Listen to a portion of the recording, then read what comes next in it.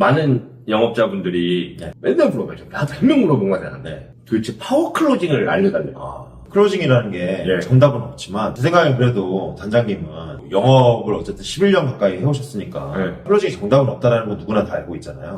세일즈 프로세스라는 게 있는데 제안을 하고 그 다음에 이제 이걸 클로징하는 과정에서 자주 쓰는 몇 가지 잘 먹히는 몇 가지 방법들이 있을 것 같은데 이 고객과의 상담을 마무리 짓는 어떤 파워 클로징이 있다라고 하면 그거 몇 가지 좀 소개해 줄 수 있을까요? 클로징은 1시간의 상담이다 치면 결국에 클로징을 하는 시간은 5분 정도 안 바뀌거든요. 그렇죠. 그러니까 사실 대전일권은 앞에 55분을 잘해야 돼요.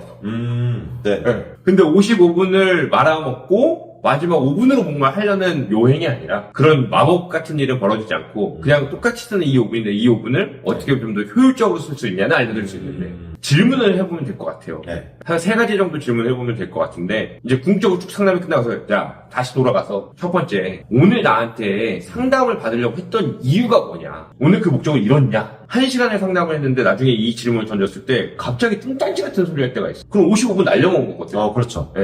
이게 클로징을 체크하는 첫 번째 포인트이고 두 번째 같은 경우는 오늘 상담받으면서 가장 궁금한 부분들이 해소가 되었냐. 고객이 이제 궁금한 거를 물어보면 또 어떻게 해주시나요? 클로징을 치기 전에 궁금한 것들 모두 해소를 시켜주고 나서 제 제안을 시작하시죠 라고 얘기를 해야 되는데 이 클로징 포인트가 바로 진짜 이 사람이 궁금했던 것을 내 상담을 통해서 해결했는지를 물어보는 과정이 두 번째. 이런 고민들이 많을 것 같아요. 계약을 받으려고 난 이제 제안을 하고 계약 받으려고 간다고 생각했는데 상담이 딱 끝났는데 갑자기 고민해 본다.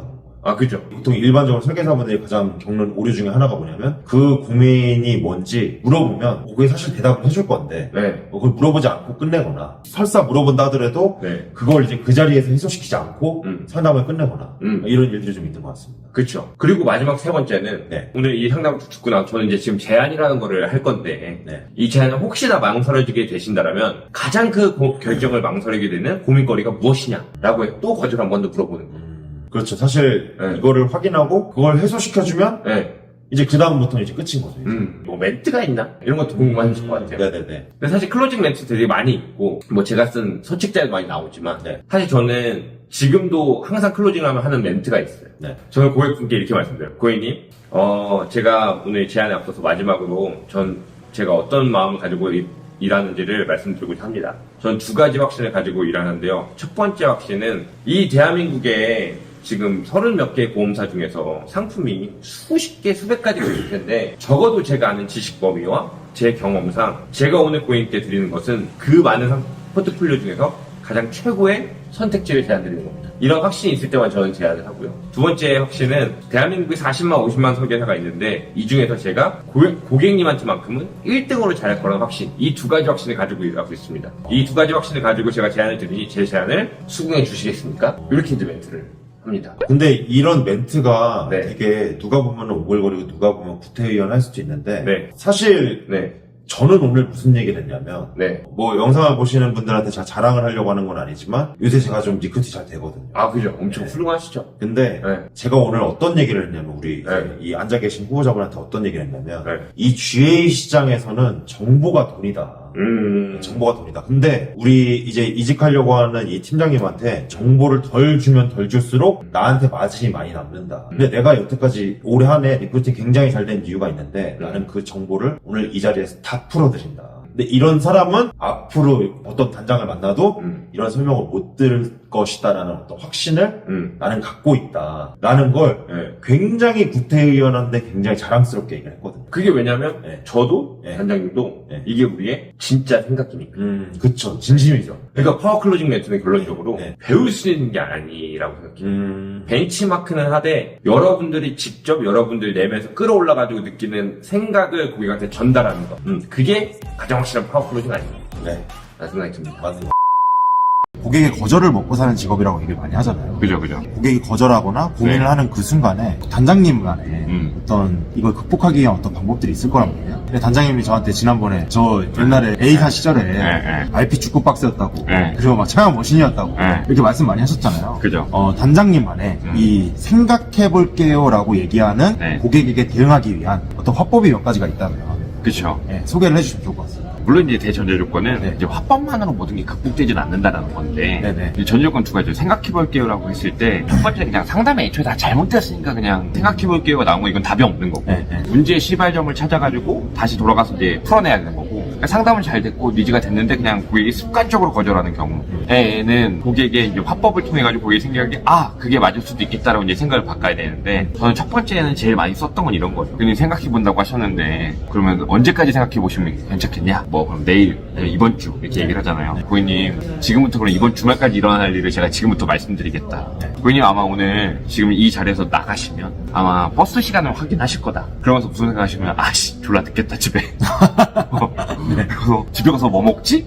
이 생각하신 다음에 집에 밥이 있나? 하고 가면서 밀린 카톡들을 막 하시다 보면 버스가 올 거고 집에 가시면 오늘 하루도 끝냈다라는 생각을 하시면서 그냥 집에 가서 배민을 시키시고 들어 누워 있어서 핸드폰을 보다가 배민 오면 우걱우걱 먹고 그러고 벌써 10시네? 씻어야겠다 하고 씻고 다시 핸드폰 보다가 주무시게 될 거다. 오늘 일단 주무시기 전까지 저와 했던 거에 대해서 어떤 대화에 대해서도 고민해 보실 시간은 없을 거고 그 위에 내일 아침에 되면 또 늦었다. 빨리 직장 가야지. 이렇게 하다가 보면 이렇게 이번 주말을 맞이하실 거고 이번 주말에 저한테 카톡을 하나 받으실 텐데 생각해 보셨나요? 그럼 선생님은 생각을 안 해봤으니까 답을 하긴 했는데 생각을 해봤는데 아직 결정을 못 내렸어요. 이게 반복될 거다. 일반적인 패턴일 것 같네요. 네, 그렇기 때문에 고객님은 사실 생각해보신다라고 하는 것은 안 한다는 건 똑같기 때문에 사실 지금 오늘 이 단계에서 고민되시는 부분이 있다면 지금 저와 조금 더 토의하시고 사실 지금 결정을 내리셔도 이것이 일주일 후에 하는 결정이나 다를 것이 없다. 지금 한번 저랑 좀 더 고민해보시면 어떨까요? 라고 할 수 있다.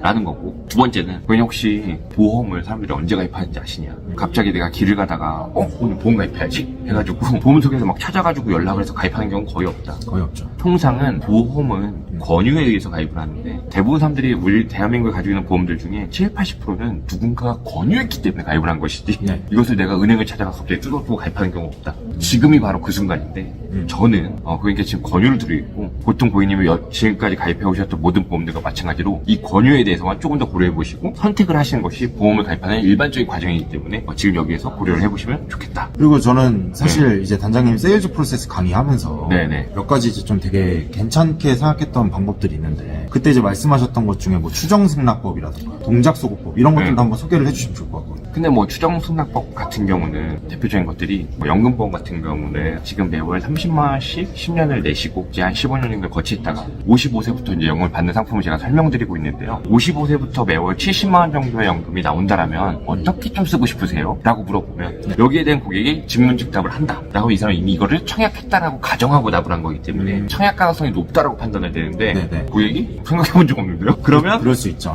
니즈가 환기가 안 된 거니까 내가 지금부터 클로징하기 전까지 좀 더 니즈를 불러일으켜야 겠다 라고 해서 추정해서 고객이 승낙했다라고 던져보는 게 추정 승낙법이고 동작 소구법은 여러 가지가 있지만 쉬운 건 이런 거예요. 백지를 주고서 그럼 사실 이 보험을 가입하시게 된다면 수익자를 어떻게 하실지 또는 어떻게 쓸지 한번 적어보세요. 이런 구체적인 것도 있겠지만은 뭐 내 이야기에 좀 더 경청을 하기 위해서 집중한다든가 아니면 내가 어떤 뭐 멘트를 던졌을 때 그 멘트마다 특정하게 반응하는 것들은 상당한 긍정의 반응인데 이런 반응들을 앞에 몇 가지의 시험을 통해서 내가 이런 동작이 나왔을 때 내 이야기를 잘 경청하고 있구나 공감하고 있구나 라는 것을 동작으로 확인할 수 있는 것들.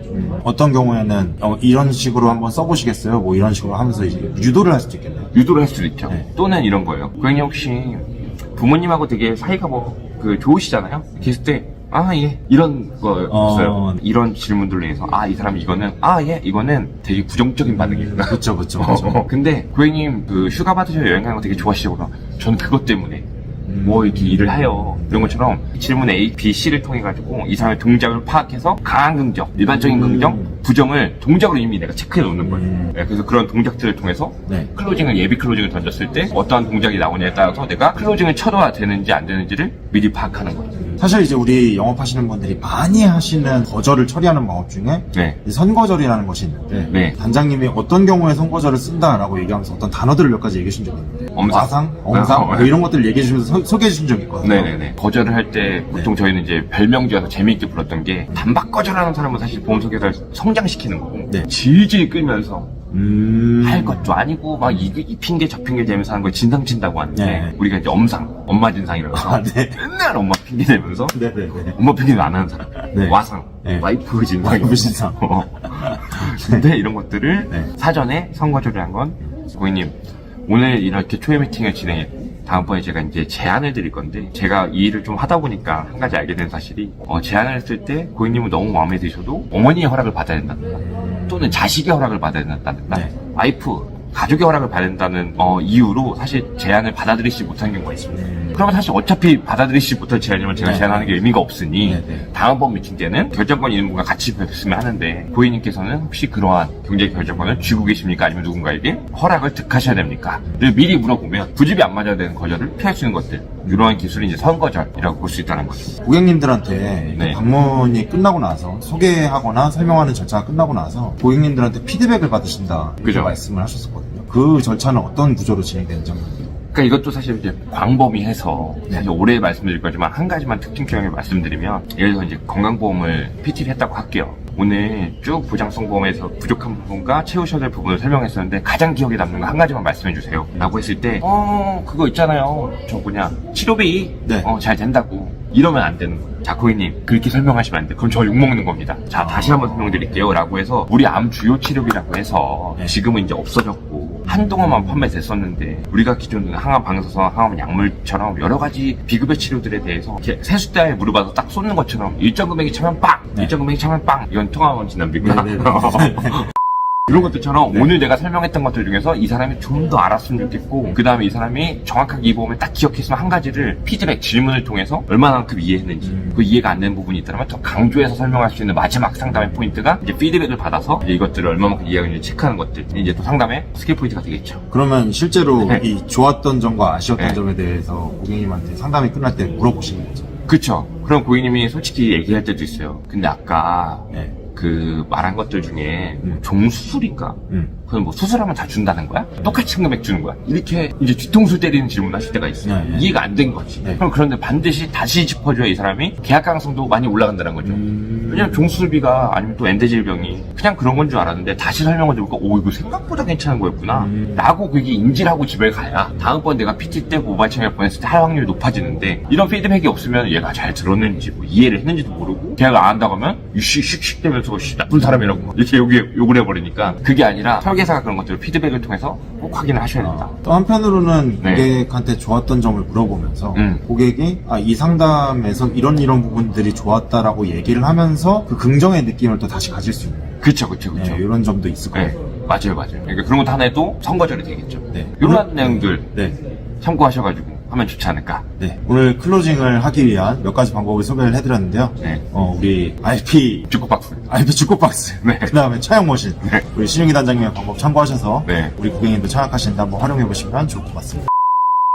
보험 설계사들이 되게 여러 가지로 일을 다 하고 계시는데, 좀 전문성을 갖추려면 어떻게 해야 되나요? 그 보험 설계사가 전문성을 갖춘다라는 거, 그 전문성을 내가 보여주고 싶은 거야, 아니면 누가 느꼈으면 좋겠는 거야? 보여주고 싶을 때보다도 일반적으로는 내가 전문성을 갖추고 싶은 이유는 고객이 날 전문적인 설계사로 느꼈으면 좋겠는 거잖아요. 다시 한번 질문을 해석을 해보면, 고객이 내가 어떻게 행동을 했을 경우에 전문적인 보험 설계사구나 라고 느껴지게끔 하려고 그러면 나는 무엇을 해야 될까? 요거 이제 반대로 해석해 볼 수 있겠죠. 신인분들도 많이 보고, 제가 평생을 10년을 보험 설계사분들과 일을 해오다 보니까 공부할게요 막 이런 거 되게 많이 본단 말이에요. 근데 저는 맨날 그렇게 얘기합니다. 공부를 하지 말고, 요새는 가입 제한서 뽑으면 50장씩 나오거든요. 나는 그거 10년 동안 내가 설계사 3,000명 봤다고 치면 3,000명 중에 상품 설명서 첫 장부터 끝장까지 글자 하나 안 빼먹고 다 읽은 새끼 본 적이 없어. 없어. 뭐 예를 들어 종신보험,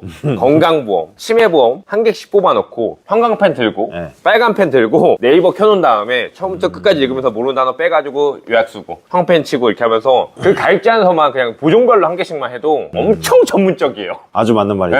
근데 그거를 안 하고 맨날 와 좋은 교육 있나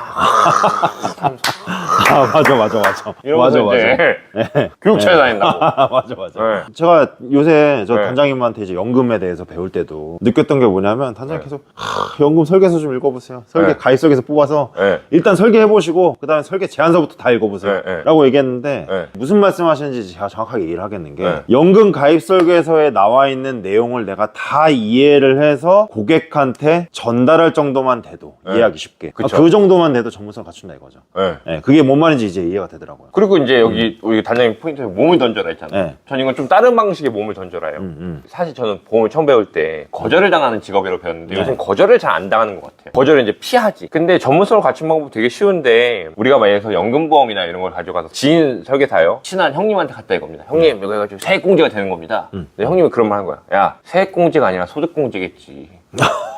넌 보험하는 새끼가 이것도 모르냐? 네. 이렇게 두들겨 맞으면 금방 전문성 크거든요. 그치. 네. 근데 이런 것들을 두려워하니까 설계사들이 이제 뭉뚱그리고 사실 실수를 하고 그것을 고치고 보완해 나가고 하는 이런 거절과 이런 시행착오를 많이 겪으면 되는데 설계사분들이 이런 게 있대요. 아니 마음은 이해해요. 시행착오 겪지 않고 잘하고 싶은 마음. 근데 시행착오는 너무 피하면서 전문성 갖추고 싶어 한다 이거죠. 근데 그런 시행착오를 막 찾아 나서가지고 더 터지고 깨지고 까지고 이러면서 하는 게 전문성을 가장 빨리 올릴 수 있다 라고 저는 이제 말씀드리죠. 저는 이 질문을 왜 좀 설명을 더 구체적으로 이제 만들었냐면 보험 설계사가 전문성을 갖추는 방법은 보여주기 위한 방법은 자격증을 따는 것만으로도 보여줄 수는 있을 거예요. 고객이 나를 전문적인 설계사로 느껴지게끔 내가 행동을 하려고 그러면 네. 사실 학습도 중요하고 뭐 여러 가지 기타 등등 중요한 것들이 굉장히 많지만 제가 그 키워드를 몸을 던져라라고 한 이유는 예를 들면 이런 경우를 저는 너무 많이 느껴요.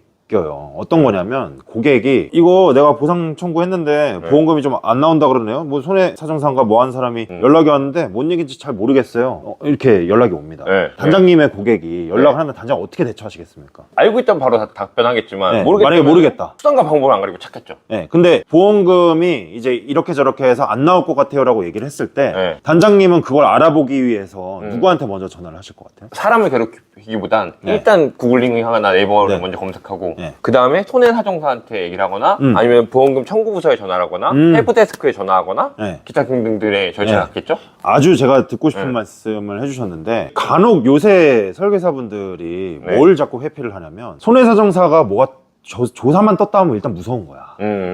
제가 이제 여기 이 영상을 시청하시고 계시는 분들한테도 계속해서 말씀드리고 싶은 건 뭐냐면 예를 들어서 고객이 뭔가 청구를 했는데 이런저런 불편함을 겪게 됐다 네. 라고 얘기를 한다면 여러분들이 바로 해야 될 일은 뭐냐면 그 고객이 겪고 있는 불편함이 네. 무엇인지 정확하게 이해를 해야 되는데 보통 통상의 문제가 어디서 발생을 하냐면 손해사정사가 얘기한 것을 고객이 이해를 못했어. 근데 고객이 이해를 못한 것을 설계사한테 전달을 해요. 그럼 설계사가 그걸 또 이해를 못한 것을 또 주변 동료들한테 물어봐. 그러면서 여기서 한 3번의 오해가 발생을 합니다. 그러면서 실체는 없고 소문만 무성해지고 도대체가 왜 보상이 나가는지 안 나가는지는 도대체는 몰라요. 이런 경우들을 자꾸 겪는 이유는 뭐냐면 저희 팀장님들 중에서도 이런 분들이 있어요. 단장님 이거 보험금 안 나온다 그러는데 고객님이 뭐라고 얘기하는데 무슨 얘기인지 못 알아듣겠어요. 그럼 제가 뭐라 그러냐면 그럼 고객님한테 물어보지 말고 손해사정사한테 전화를 하세요. 근데 사정사한테 전화하는 게 무서운 거예요. 무슨 일이 발생할 것 마냥. 이제 손해사정사가 이제 뭘 보험금 접수를 처리해가지고 막 도와준다고 했어요. 네. 보험금이 이제 나가기로 했어. 근데 네. 그 사이에 또 사고가 발생했어요. 네. 그래서 이거를 접수를 하면은 뭐 자기 부담금이 2번이 생길 것 같은지 1번이 생길 것 같은지 네. 이거를 저한테 물어보면 알겠냐고. 그 단장님한테 물어보면 알겠냐고요. 모르죠. 누가 제일 잘 알겠냐고. 아니 그 보상과 직원한테 전화하는 게 제일 잘 알겠죠. 그쵸. 근데 이 우리 일하시는 분들의 이 가장 큰 착각이 뭐냐면 보험사의 이 보험금 청구를 담당하는 보상 담당자나 이 손해사정사들은 설계사의 주적이라고 생각하시는 경우가 되게 많아요. 적이 아닌데. 아, 그죠. 네, 그 사람들도 업무를 처리하는 사람들이기 때문에 빠르게 쳐낼 수 있는 것들은 쳐냈으면 좋겠는데 예를 들면 그 사람들도 어떻게 생각하냐면요. 말이 안 통하는 고객이랑 상담을 하고 있는데 이걸 좀 누가 도와줬으면 좋겠다고 생각한단 말이에요. 그럼 우리는 설계사로서 손해사정사한테 내가 그거 소통해 줄 테니까 나한테 빨리 소상히 얘기해. 내가 도와줄게. 해가지고 얘기 쫙 들어. 쫙 흡수하고 모르겠어? 그럼 그런 건 물어봐. 그럼 물어보고 내용 이해하고 그 다음에 고객님 이렇게 하시면 돼요 라고 지시를 해주면 고객은 그런 곳에서 네. 전문성을 느낀다는 거죠. 그래서 제가 말씀드리는 키워드는 몸을 던져라 제발. 조금 더 이제 약간 기술적인 부분에 이건 팁을 드리면 저한테도 많이 물어보실 거 아니에요? 근데 요새 이제 약간 태도가 좀 그렇긴 한데 막 얼마 전에 제가 유명한 강사님이 있거든요. 예. 그 강사님이 엄청 화가 나가지고 오픈채팅을 막 쓴 거야. 누가 오픈채팅을 걸었어. 뭐 보험금 어쩌고저쩌고 했는데 이거 아시나요? 그랬더니 그 강사가 너무 기분이 나쁘니까 전화해라 하고 번호를 찍었더니 얘가 그 오픈채팅 나가버렸어 그냥. 그래서 단톡방에 박제시켜가지고 네네. 이런 쓰레기 같은 이렇게 네네네. 태도도 이제 사실 되게 중요한데 이걸 떠나서 저는 어떻게 하냐면 보험사에 고객분을 만나서 내용을 소상히 듣고 이걸 저는 손사도 잘 연결 안 하거든요. 보상 여기다 민원에다가 그 민원 있죠. 민원이 이렇게 나쁜 민원이 아니라 그 뭐 1대1 문의하기에다가 내가 소상히 적어요. 그 요새 금융유서로 로그인하면 편하니까 하고 소상히 적어서 보험사에 이렇게 댓글을 달면 정말 24시간 안에 고객 이메일로 정말 친절하게 내용이 다 갑니다. 그러면 이미 그 FC는 사실 그 사고건 뭐 무지해반증이면 무지해반증, 맘모토면 맘모토 이런 거에 대해서 전문성을 갖추게 된 거거든요. 그쵸. 근데 그거를 그 당시에 편리함을 위해서 여기다 물어보고 저기다 물어보고 안전 말고 네, 모르겠는데요? 네네네. 이렇게 해버리고 단장님 차요. 단장님 이거 어떻게 하는 거예요? 이렇게 평생 안 늘어 평생. 맞아요. 그리고 네. 저는 방금 전에 단장님이 지나가시듯이 말씀하셨지만 네. 설계사의 전문성을 갖추는 법에 저는 네. 태도가 정말 상당한 부분을 차지한다고 봅니다. 제가 이제 오늘도 네. 단장님하고 이제 우리 네. 고객 미팅 진행하면서 네. 이제 느꼈던 건 뭐냐면 이제 설계사분이 있었어요. 네. 근데 저희가 이제 미팅을 하나 들어가니까 이제 이분은 이제 이미 그분들이랑 관계가 좀 괜찮아.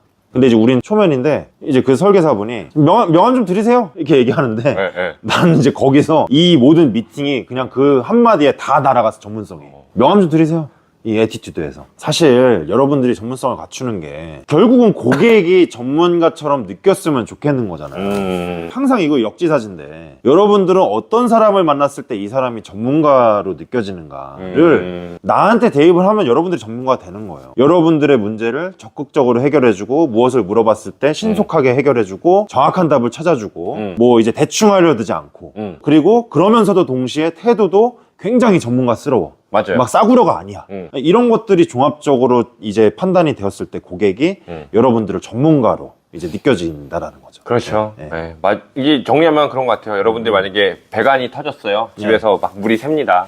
전문가는 와서 딱 해서 고쳐버리는 사람이 전문가가 아니라 그게 어디가 망가졌는지를 소상히 설명하면서 그것을 머리를 비집고 들어가서 온갖 도구로 하면서 어떻게 끝내 고쳐내는 사람이 사실 전문가인 거잖아요. 그러니까 보험도 똑같은 것 같습니다. 그러니까 그런 태도가 수반이 되면서 이런 전문 지식을 쌓을 수 있는 몸을 던져서 내가 내 몸이 좀 고생하더라도 그런 경험들을 쌓는 게 아마 진짜 전문가가 되는 데 있어서 빨리 가질 수 있지 않나 생각해봅니다. 네, 그렇다고 여러분들 관리자한테 또는 저한테 또는 보건복지부에 질문하지 말라는 건 아니에요. 많이 물어보세요. 그렇지만 네이버 구글링도 안 해보고 대충 그냥 편한 데다가 물어보니까 저희가 이렇게까지 말씀을 드리는 겁니다. 그렇습니다. 아디오스. 고객들은 우리가 어떤 말을 할 때 좋아하고 우리를 좋아하게 만들 수 있을까요? 몇 가지 정해져 있잖아요. 기본적으로 무슨 뭐 대화의 기술이라가 이런 책들에 보면 다 나와 있는 말들이에요.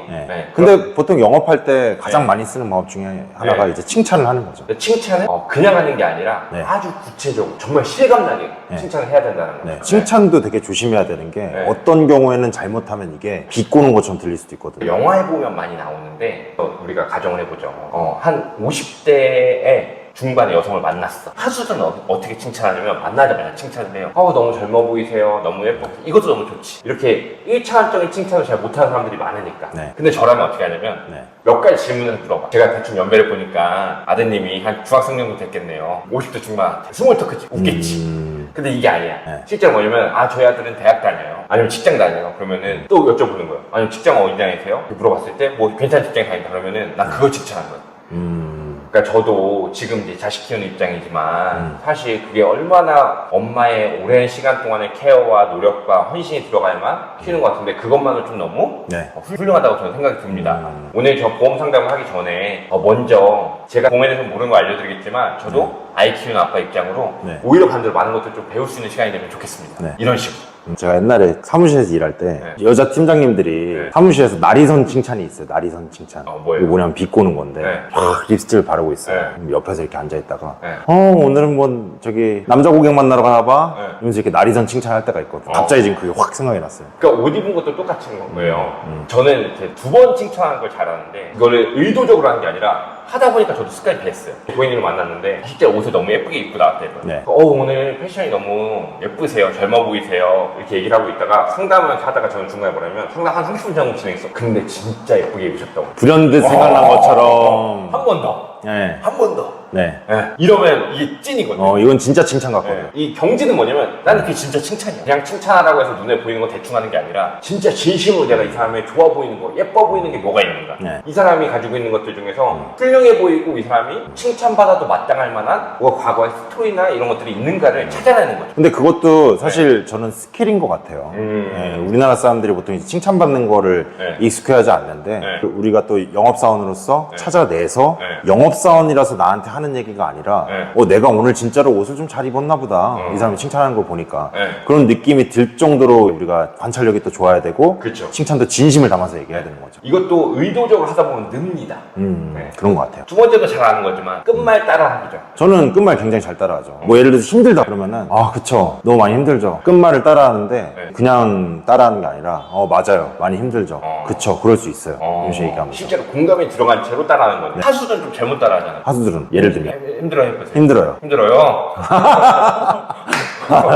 네. 면담 나갔어요? 약속 잡았구나.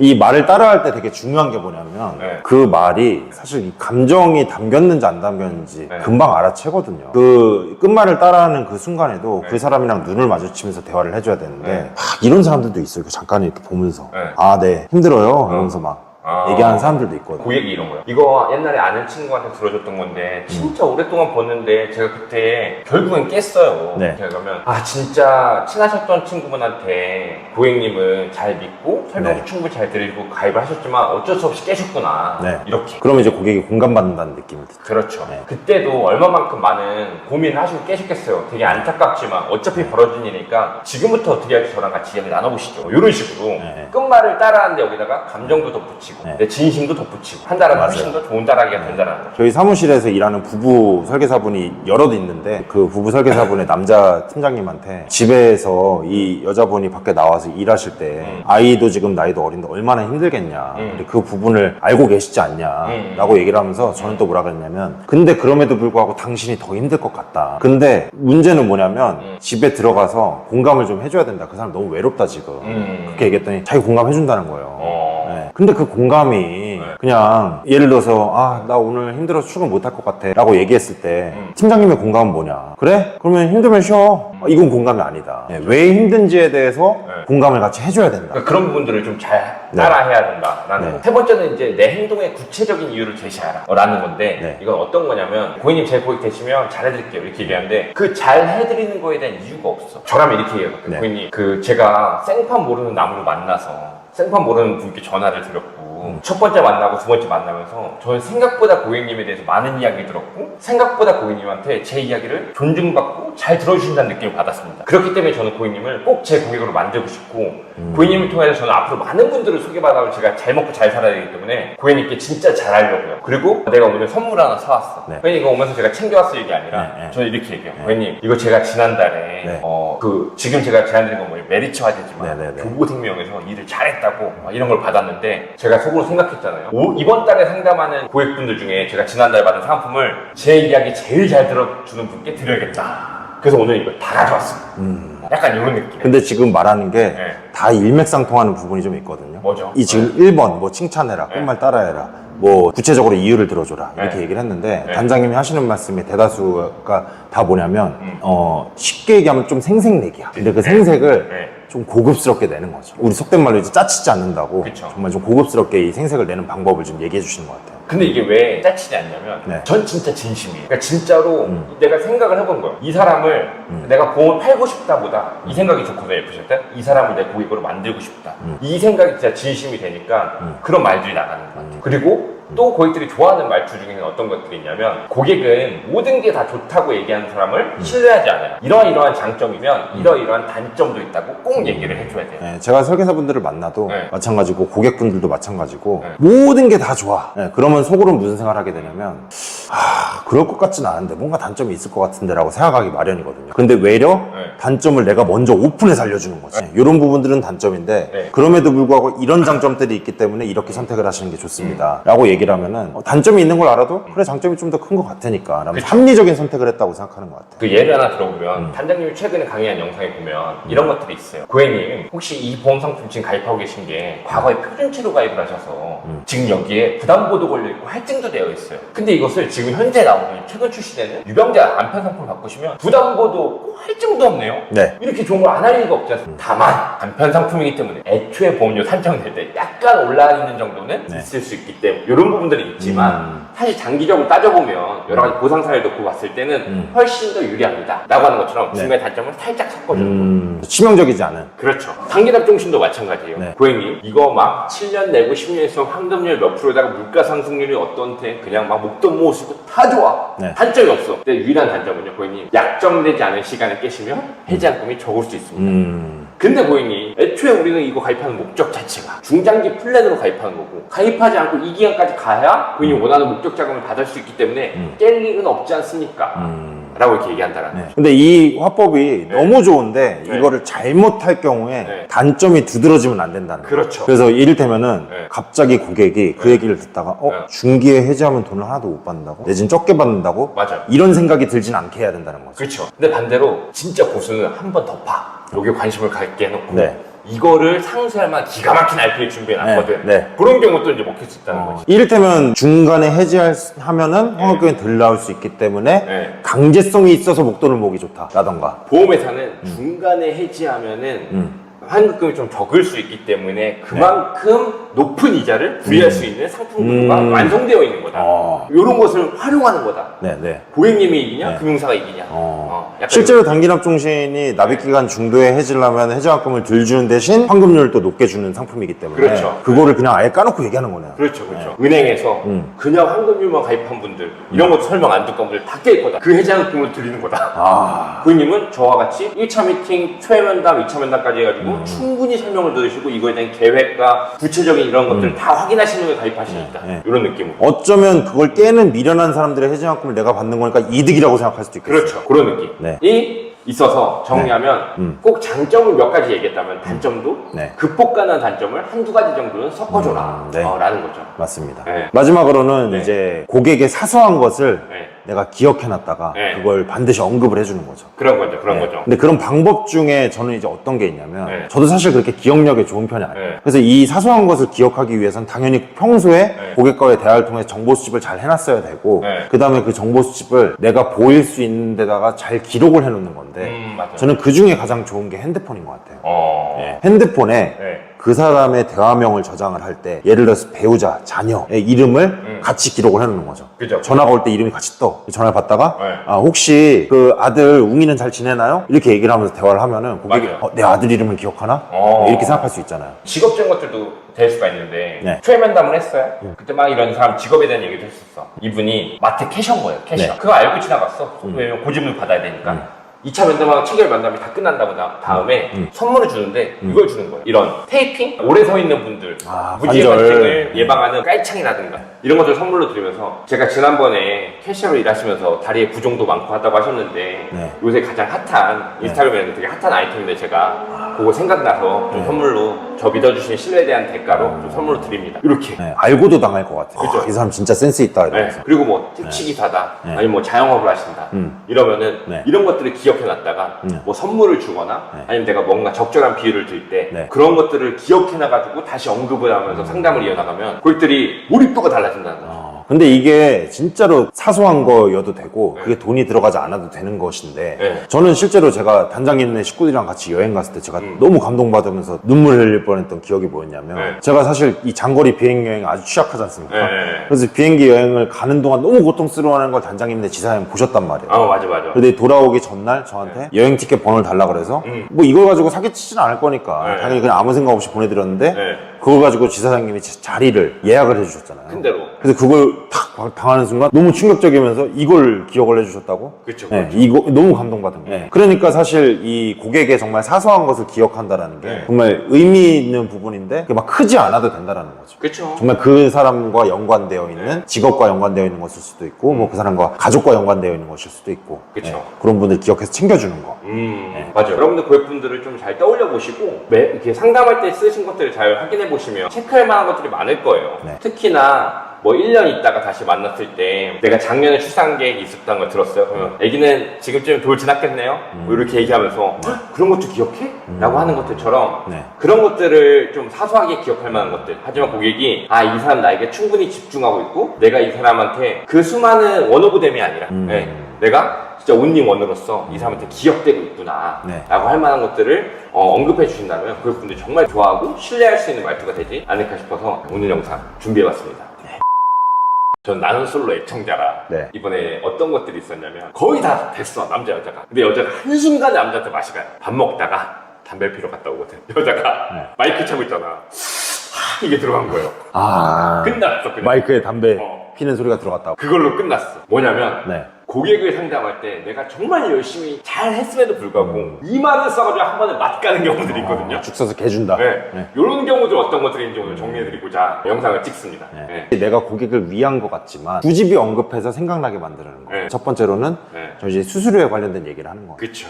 마치 고객님 저 남는 거 없어요. 또는 저 이거 팔면 요거 남는데 요거 드릴게요. 그 순간 무슨 생각하냐면 이 새끼 이거가 더 남을 것 같은데? 그러니까 무슨 홍익인간 정신의 박애주의자여가지고 나한테 베푸는 것도 아니고. 그렇게 수수료에 관련된 것들을 잘못 언급하는 경우. 굳이 저는 그걸 언급할 필요 자체가 없다고 봐요. 진짜 만약에 굳이 언급해야 된다. 그러니까 이건 진짜 완전 꿀팁이고 이거 완전 실전이긴 한데 나도 이 영상에서 언급할 필요는 없긴 한데 뭔가에 선물을 해줘야 된다 그러면 저는 그냥 이 정도 제가 알아서 성의 표시하겠습니다. 이 정도. 그냥 추상적으로 끝내버리기. 만약에 저는 언급할 거면은 진짜로 그냥 이것도 말이 안 되는데 굳이 얘기를 하자면 진짜 얼마 남는다고 얘기하고 그 다음에 얼마 챙겨드리겠습니다고 얘기하든가. 물론 챙겨주는 것 자체가 불법입니다.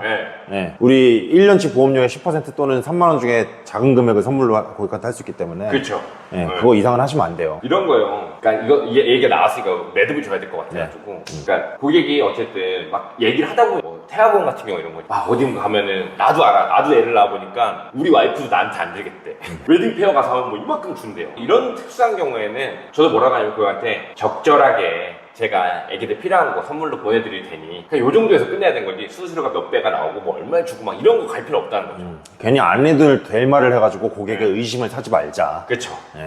두 번째는 이거 다른 분들 다 하시는 거예요. 이거 진짜 안 돼요. 다른 분들 다 하시는 거에는 남들도 다 하니까 내가 안 하면 이상한 사람을 의도한 거겠지만 생각보다 사람들은 오직 나이기 때문에 라는 걸 더 좋아해요. 남들도 다 하니까 내가 하는 것보다 남들이 안 하는데 내가 혼자 한다고? 이 느낌을 더 좋아한단 말이지. 근데 섣부르게 이거 딴 분들 다 하신 거예요 이렇게 얘기하는 거가 사실 어떨 때는 독이 될 수 있다는 거죠. 무시당한다는 느낌을 받을 수도 있을 것 같아요. 남들은 다 하는데 너는 왜 안 해? 이런 느낌으로. 생각보다 설계사분들이 자주 쓰거든요. 요새 이거 다 하는 거예요. 그다음에 요새 뭐 애기 엄마들은 다 하는 거예요. 요새 손주 가진 할머니들은 다 하는 거예요. 이렇게 얘기하면은 사람들이 좀 요새 마음이 많이 아프니까 그래서 나도 해야 돼? 약간 이 생각이. 그럼 그때부터는 상품에 대해서 하냐 안 하냐를 따지는 것이 아니라 이 논리하고 싸워야 돼요. 세 번째로는 그건 제가 잘 몰라서요. 이게 사실 굉장히 전문성을 떨어뜨리는 말이라고 생각해요. 보험회사 상품이 한 개 회사에 30개에서 40개 그리고 보험회사가 30개에서 34개 정도 된다고 하면은 벌써 상품이 1000개 가까이 됩니다. 당연히 모를 수 있다는 것도 알아요. 근데 그 부분은 제가 잘 몰라서요 라고 대처를 할 때 이 고객 입장에서 그것도 모른다고? 라고 생각할 수 있거든요. 전문성이 확 떨어져 보이죠. 오히려 그럴 때는 이렇게 표현해보시면 좋을 것 같아요. 제가 지금 바로 답변 드릴 수도 있지만 좀 더 정확한 답변을 위해서 한 번 더 확인하고 답변 드리도록 하겠습니다. 이런 식으로. 거기다 덧붙여서 고객이 그거에 대해서 이해를 못한다 라고 하면은 설득을 할 때 보험회사 한 개에도 상품이 30개, 40개 정도가 있고 그 다음에 상품 하나의 담보는 100개에서 150개 정도가 있습니다. 그런데 보험회사는 총 33개, 34개 정도가 있고 그렇기 때문에 모든 상품을 저희가 외우고 다닐 수는 없고 고객님들한테 정확한 정보를 찾아서 저희는 알려드리는 것이 저의 주 업무라고 보시면 됩니다. 그래서 설명을 할 수도 있을 것 같아요. 그렇죠. 특히 많이 여쭤보시는 것들이 결국에는 보험사 인수 기준, 그 다음에 심사 기준, 지급 심사 기준, 상품에 특이하게 들어가는 뭐 예외 질환 기준 이런 것들인데 이거는 사실 매월 변동되기도 하고요. 보험 요율 같은 경우도 매월 변동되는 경우도 있기 때문에 제가 드리는 답변은 지금 제가 책임을 질 수 없기 때문에 네. 정확하게 확인한 이후에 다시 답변 드리도록 하겠습니다. 이렇게 얘기한다라면은 훨씬 더 고객들이 이해가 가능하지. 근데 이 답변을 할 때 저는 되게 중요한 것은 뭐라고 생각하냐면 네. 또 태도라고 보는데 네. 사실 고객은 되게 찔러본다고 생각해요. 저는 그쵸. 일종의 테스트라고 보는데 네. 이걸 찔렸을 때 네. 훅 하고 찔리는 모습을 보이면 네. 고객 입장에서 전문성이 떨어져 보이는 거고 그 훅 하고 찔러봤을 때 정말 태연하게 마치 충분히 그런 질문을 많이 받다는 듯이 대처를 하시는 게 고객 입장에서는 아 충분히 그럴 수 있겠구나라고 납득할 수 있을 것 같아요. 네 번째는 이건 무조건 나옵니다. 이건 무조건 하셔야 됩니다. 그럼 나는 무조건 하기 싫을 것 같아요. 그죠? 사실 대부분이 다 사람이 하는 일이고 하기 때문에 안 되는 것들이 되는 경우들도 많고 이걸 해야 되는 것은 결국에 수많은 선택지들 중에 고객이 최선의 선택지를 찾는 것뿐이지 네. 이것만이 유일한 해답이 아니란 말이에요. 이건 제가 리크루팅 할 때 얘기 많이 드리는 건데 과거에 제가 12년 전에 리크루팅 할 때 그렇게 했다고요. 보험 영업만이 이 청년들의 삶에서 무조건 유일한 답이라고 내가 설명을 했어. 근데 지금 12년이 지나서 지금은 완전 신인한테 어떻게 얘기냐면 보험 영업도 많은 직업들 중에 당신이 선택할 수 있는 것 중에 괜찮은 선택지 중 하나다. 네. 그게 조금 더 신뢰가 가는 것 같아요. 그렇죠. 네, 이게 정답이라는 게 보다 네. 여러 가지 정답들이 있는데 그 중에 이게 하나다라고 이제 알려주는 거죠. 그렇죠. 그러니까 연금보험을 예를 들어서 할 때도 네. 야, 연금저축이 연금 펀드보다 연금보험이 무조건 좋다가 아니라 연금보험에도 다양한 종류가 있고 연금 펀드, IRP 되게 많은 종류가 있지만 제가 제안드리는 것은 제가 고객님과 여러 가지 이야기를 나누고 상담을 했을 때 고객님께는 제가 알고 있는 한 상당히 괜찮은 선택지 중 하나이고 최적의 대안이라고 생각하기 때문에 제안을 드린 건데 네. 이것만이 유일한 답은 아닙니다. 이렇게 얘기한다는 거죠. 왜냐면 실제로 똑똑한 고객들 같은 경우에는 네. 내가 정보를 이게 유일하다고 얘기를 한 경우에도 네. 집에 가서 찾아본 다음에 이게 아니었네 하는 순간 신뢰가 무너지는 경우도 있거든요. 그렇죠. 그러면 예를 들어서 내가 IBK를 추천했는데 찾아보니까 IM이 괜찮던데요? KDB도 있던데요? 네, 자기가 세운 논리는 무조건 IBK가 짱이었어. 그러면은 이제 이거를 못 뒤집으면 끝나는 거예요. 근데 아까 얘기한 대로 괜찮은 선택지 중 하나였다고 하면 그것도 괜찮죠. 저것도 괜찮고요. 하지만 왜 이걸 추천드렸냐면 하고 내가 반대급부를 칠 수 있는 것들이 많아진다라는 네. 마지막으로는 그냥 저 믿고 하세요. 팩이 좋네요. 네. 그럼 저는 이제 반대로 문상이 될 거예요. 도대체 널 뭘 보고 믿어야 되는데 이런 생각. 내가 그치, 너무 꼬였나? 그치. 아니, 예를 들면 이제 믿고 한다 라는 것들도 마찬가지로 솔직히 이제 우리 대한민국에서 여러 가지 사회생활하다가 알게 되는 사실이 하나가 있는데 그게 뭐냐면 일상에 믿을 거는 계약서 말고는 없어요. 사람을 믿고 어떤 환경이나 어떤 것들을 믿는 것은 진짜 무의미한데 이것을 우리 고객들도 사실 대부분 여러 가지 사회생활을 통하고 그 삶의 지혜에서 다 알고 있거든요. 근데 설계사들만 급하니까 저 믿으셔도 돼요. 믿고 하세요. 이런 말들이 나오는 것 같아요. 그럼 이거를 보완하기 위한 어떤 멘트는 어떤 게 있을까요? 저는 실제로 네. 그렇게 얘기합니다. 진짜로. 특히 연금보험 판매. 고객님, 저를 믿지 마시고 상품을 믿으세요. 금융기관을 믿으시고. 예전에 우리나라 변액보험의 역사가 참 얼룩진 이유가 뭐냐면 이 설계사 놈들이 지들이 마치 펀드 관리를 하고 운영할 것처럼 자기를 믿으라고 했다가 대한민국에서 변액보험의 이미지가 이렇게 추락한 거거든요. 그래서 보험에서도 이제 더 이상 설계사를 믿지 않습니다. 그래서 지금 나오는 보험들은 최저 보증이 된다든가 아니면 고객님이 내신 돈을 저 같은 설계사가 아니라 US의 증권에 있는 서울대, 예의대, 코넬대 나온 펀드 매니저들이 알아서 운영했고 포트폴리오를 운용하고 있으니까 이런 금융사를 믿으시고 두 번째, 내금자보험사가 5천만 원에서 1억까지 국가를 믿으시고 금융기관을 믿으십시오. 이렇게 얘기하는 오히려 신뢰가 갈 것 같아요. 그죠? 저 같은 놈 뭘 보고 믿으시냐고. 저는 그냥 중개인일 뿐이라고 얘네가 파는 거 내가 갖다가 대신에 제가 하는 역할은 무엇이냐면 너무나 어렵고 경제 전문 용어들이나 이런 관련된 전문 용어로 되는 것들을 저는 해석해드리고 고객님이 업무를 보시는데 좀 더 편리하고 합리적인 선택을 할 수 있도록 이런 것들을 해석해드리고 중개드리는 역할을 하는 거다. 그게 담당자의 역할이다. 또 하나 고객님께서 혹시나 그럴 일이 없겠지만 보장성 보험 같은 경우는 보험사와 싸워야 될 경우들이 있는데 그때 고객님과 같이 싸워주는 정도가 저의 역할이지. 네, 저를 믿고 무슨 진단비가 나가네 마네 그거 아니다. 그 말씀드리죠. 근데 PT 방법이 좀 남들이랑 좀 다른 것 같기도 해요. 단장님은 이 상품과 이 회사와 이 제도와 이걸 믿어야지 날 믿으면 안 된다. 그치. 나는 여기서 이걸 소개해주는 역할일 뿐이지. 그죠. 중개자 역할만 한다 나는. 그리고 이 정보를 주는 역할을 한다. 저 보험 전문가 아니고 재무 설계사 아니고 저 그 대한민국 헌법에서 정한 이 밑에 상법 보험법에 보면 저 보험 모집인이라고. 그러니까 왠지 네. 시원하게 깎아내리는데 더 믿을 것 같아. 그죠? 네. 근데 더 중요한 건 뭐냐? 저희 절대 쓰면 안 되는 말을 총정리하고 있잖아요. 네. 근데 앞에 상담은 기가 막히게 전문가처럼 했거든. 이 사람은 심지어 어떤 생각이 드냐면 이 고객은 예를 드는 거예요. 어떤 경우는 이 고객은 내가 이번 살면서 얘보다 전문가 못 만날 것 같은데 하는데 얘가 자기를 믿지 말래. 그리고 자기보다 더 초월적인 존재인 금융사와 국가기관을 팔아. 네. 그럼 하지. 그럼 믿지. 여러분들이 상담하실 때 아까 제가 맨 처음에 나는 솔로 얘기한 것처럼 생각보다 체결이 안 되는 이유 중에 여러분들의 행동 하나 또는 말투 하나가 그냥 계약을 틀어버릴 수 있거든요. 네. 근데 지금 오늘 저희가 언급드린 5가지 정도의 말들을 하고 계셨다면 앞으로 많은 영업에 문제가 생길 수 있으니 안 하시길 추천드리면서 오늘 영상 정리해봤습니다. 사실 네. 오늘 영상에서 드리고 싶은 말들이 이거 하나 때문에 뭐 계약이 틀어진다 이런 건 아닐 거예요. 네. 근데 단장님 말씀을 들어보면은 결론적으로는 그 앞단의 어떤 중요한 내용들을 내가 얼마나 잘했느냐, 그리고 그거에 대한 어떤 보완 어떤 멘트들 중에서 이건 하지 말아야 된다. 그리고 그러면서도 나를 파는 것도 굉장히 중요하지만 또 상품과 제도와 회사를 판매하는 것도 또 좋은 그렇죠. 방법이다. 이런 걸 좀 알려드리는 것 같습니다. 꼭 참고하셔서 여러분들 영업 활동에 도움되시길 바라겠습니다. I love the chase and the hunt, and I set the pace when I'm running. I always take what I want and I always give it 100. Don't need a bank, no I'm funded. Play the game like it's nothing. I'm always thankful for something. Don't take for granted, stay humble. Now wake up!